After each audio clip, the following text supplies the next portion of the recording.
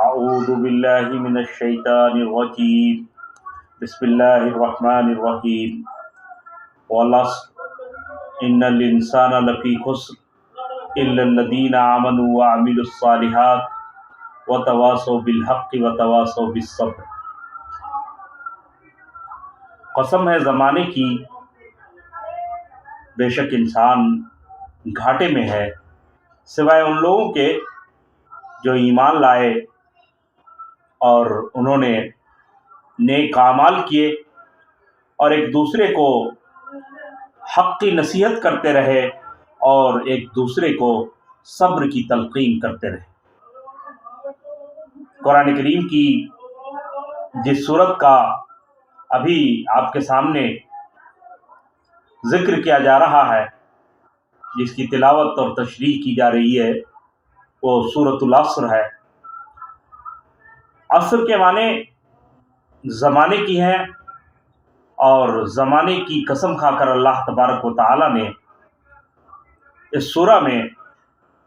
4 مضامین کا ذکر کیا ہے۔ اس سورت کو اہل علم نے بہت جامع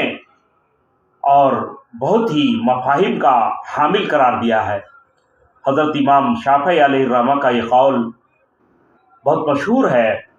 کہ اگر اللہ تبارک و تعالیٰ کی جانب سے قرآن کریم کے تمام صورتوں میں صرف یہ صورت بھی نازل ہوتی تو انسان کی ہدایت اور مجموعی رہنمائی کے لیے یہ صورت کافی ہوتی ہے۔ جب ہم قرآن کریم پر غور کرتے ہیں اور اس صورت کے مفاہیم کو دیکھتے ہیں تو ہمیں صاف محسوس ہوتا ہے کہ اس صورت میں دراصل 4 عناوین کے تحت گفتگو کی گئی ہے، 4 مضامین کو بیان کیا گیا ہے: ایمان، عمل صالح، حق کی نصیحت اور صبر کی نصیحت۔ تو اس سورہ میں کہا گیا ہے کہ سارے انسان جو اس کائنات میں ہے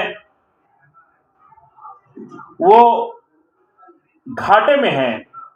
خسارے میں ہیں، سوائے ان لوگوں کے جن کے اندر یہ صفات ہے۔ پہلی صفت ایمان، کہ وہ اللہ تبارک و تعالی پر، اپنے خالق و مالک پر، اپنے پیدا کرنے والے پر اور مرنے کے بعد پھر زندہ کر کے حساب کتاب لینے والے پر یقین کرنے والا ہو، اور اپنے ایمان کے تقاضے کے مطابق نیک اعمال کرنے والا ہو، برے اعمال سے بچنے والا ہو، اور پھر اس پورے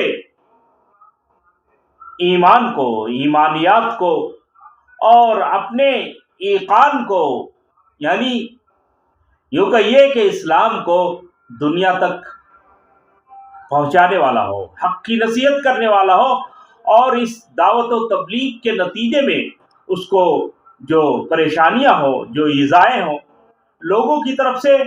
جو تکلیفیں پہنچائی جائیں، ان پر وہ صبر کرنے والا ہو۔ تو اگر یہ 4 صفات کسی انسان کے اندر موجود ہیں، وہ اللہ تبارک و تعالیٰ کی ذات پر ایمان رکھتا ہو،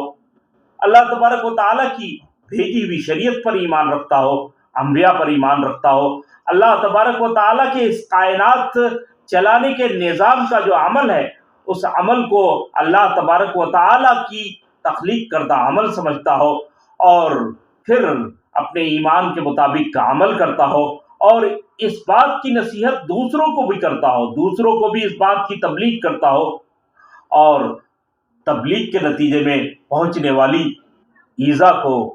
تکلیف کو برداشت کرنے والا ہو، تو یقیناً وہ شخص کامیاب ہے۔ اور جو لوگ ان صفات سے متصف نہ ہو،